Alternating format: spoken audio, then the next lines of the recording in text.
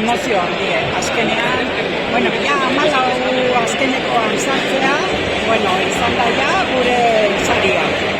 Baina gero gazta oso eman zeren, eta, bueno, ondoko esaten zuten, bueno, que queda menos, eta nik esaten, bueno, baino gazta asko daude horretan, eta sorpresa eta oso pozik. Orain dela bi urte idazten duten, sentsazio desberdina izan da. Orduan momentu oso hunkigarria esan, gure egoeragatik, eta aurtengoa beste lasaitasun batekin hartu dugu, baino oso pozik ere.